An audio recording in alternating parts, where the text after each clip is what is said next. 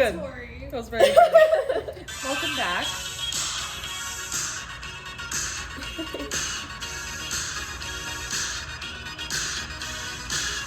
So what do you have on malls? All right, so in my researching, I found this really interesting quote that really kind of summarizes the idea of the mall in the 1980s. The 1980s was a period of increased consumerism and materialism, and malls epitomized this trend. The growing popularity of credit cards and the availability of more disposable income led to heightened spending on clothing, electronics, and other goods. Malls became spaces where people could showcase their status and identity through their purchase, or through their purchases. Not only that, malls were really the first kind of entrance of independence for kids. Yeah. Because our parents, well, not in my case because my mother didn't drive and my dad had passed away, but we would hop the mall, or if we were lucky enough to have a friend who drove, catch a ride with them, and there were no adults around. Yeah, look at Stranger Things. They're always messing around doing whatever. And it's true, because if you look at Stranger Things, even the managers were older kids. Yeah. There were no adults there. Steve Harrington is the babysitter. Yeah.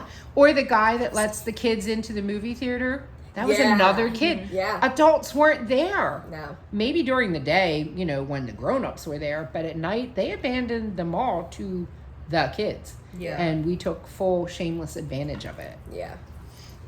So, Cherry Hill Mall, like we discussed a little bit earlier, that came about in 1961. It was during a period of industrialization in the South Jersey area. I think it was called Delaware Township at the time, something like that. And Eugene Morey, who was a businessman who did a bunch of stuff in the Haddonfield, Cherry Hill area, he was the one that opened the Garden State Racetrack, which used to be a horse racing track, which was out where Garden State Plaza is now, where the NJ Transit is in Cherry Hill. If you know, you know. And he also built the Cherry Hill Inn, which was Haddonfield Road and Route 38 now, which is a highway that leads to both the Morristown Mall and then subsequently the Cherry Hill Mall, if you're from the area. I digress. So there were two wings in the Cherry Hill Mall upon opening. It was the Penn Mall and the Delaware Mall. And there were fountains, a food court, there were tropical plants, apparently, and parrots. I read somewhere that there was parrots. Oh, absolutely. That's crazy. Parrots, yeah. Just living in the mall? Flapping around, That's just wild. flying. Apparently there were also proms in that mall. Yeah. That's wild. Proms. Yeah. Proms. There was proms in the mall. Yes. Yeah. There is a store called Strawbridge's, and if you went to Strawbridge's, that was richity rich. They had a tea room. thing. Well, no, they had a Strawbridge's in Cherry Hill. Yeah, it was a Philadelphia Oh, yeah. thing. Yeah, but it was Right. a whole big thing. And they had a tea room, and they had a lady spa. And what you would do is, this was a little bit before my time, but you would go to Strawbridge's, and they would get you prom ready. Oh my God. And they'd hold the prom, and it was actually really beautiful. I think Wanamaker's might have been there too, and they had this gorgeous eagle and all these tropical palm trees and fountains. It was just gorgeous. That's it was really, really crazy. beautiful. Yeah. That's crazy. So now we're kind of going to go into the downfall of malls because like I said, I grew up in the 2000s, so I kind of remember 2000s mall culture besides from the millennials in my life that we talk about the existence of mall culture, or TikTok people, because there's all these millennials on TikTok that do skits about being a millennial in the 2000s or being a young person in the 2000s. Just pretty much the same thing as they did in the 80s, except just 2000s coded. Limited 2. That came back. That had a resurgence, apparently. Limited 2 is back. Yep. Sick. But just going to the mall with your little flip phone and getting a spray tan or tanning beds and stuff and flirting with people at the food court. Typical things. Avril Lavigne. Lots of Avril Lavigne. I feel definitely the 2000s kind of shows what we now see as the downturn, because I remember being a kid and there was Limited 2, and Cherry Hill Mall wasn't my go-to mall. I was a Deptford girly. But I remember the store Libby Lou. That was a big store when we were younger. It was kind of similar where it would they would like do your hair and makeup, and like you could buy clothes, and like Cute. lots of like little girls would have like birthday parties there. It'd be a Yeah. big thing.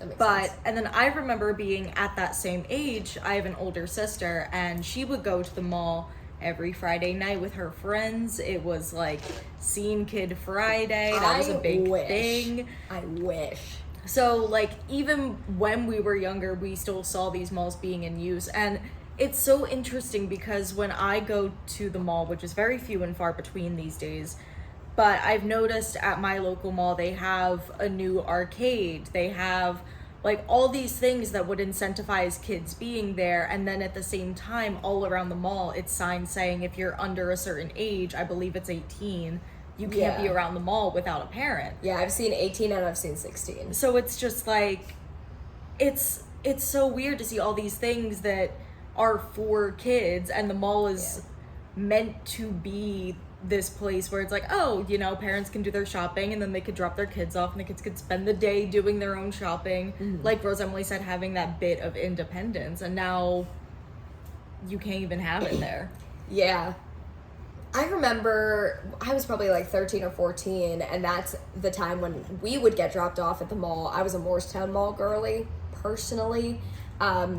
Eventually, I was Cherry Hill. My parents just didn't feel like driving all the way out to the Cherry Hill Mall because it was like farther away. But I remember going to the Morristown Mall, especially if you look at it now, there's so many empty store spaces that like, I remember when there was a Limited 2 there. I remember when there was Zoomies there, when I think PacSun actually might still be there. I just remember all these different stores being there, like Hollister was there, Gertrude Hawk Chocolates was there, like all of these stores, but now you go and you just see the remnant of it, essentially. Like the Victoria's Secret is like the biggest thing there, pretty much. And Annie Ann's is still there, don't worry.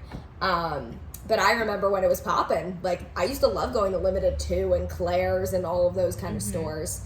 I'm personally a big mall girly. I love going to the mall. I don't always buy things, obviously, but now, like, if my friends and I are hanging out and it's like, oh, what do you want to do today? Oh, you want to go walk around the mall while we figure out, like, if there's something else we're going to go do, like see a movie or whatever. It's just kind of a place to go and not an obligation to spend money. You can just window shop and just kind of walk around like they did in the 80s and the 2000s and whatever. It's just a fun thing to do. So I'm a big mall girly.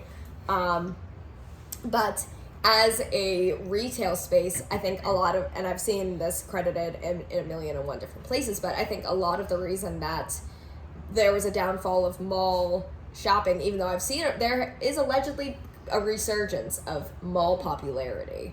I don't have any stats on that. I just have seen people talking about it on TikTok, just saying, oh, going to the mall is cool again.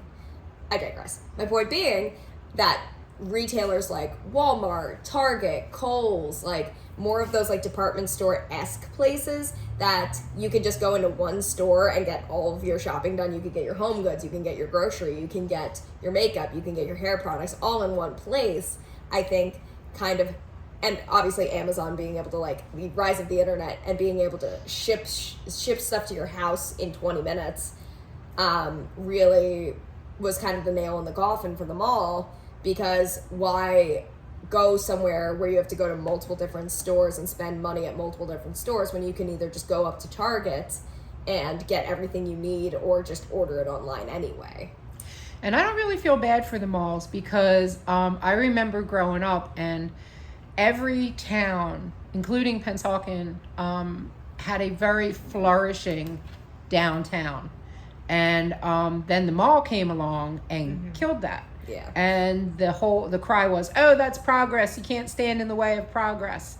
Well, guess what? Amazon is progress. And you're dying, and I don't feel bad for you. Yeah.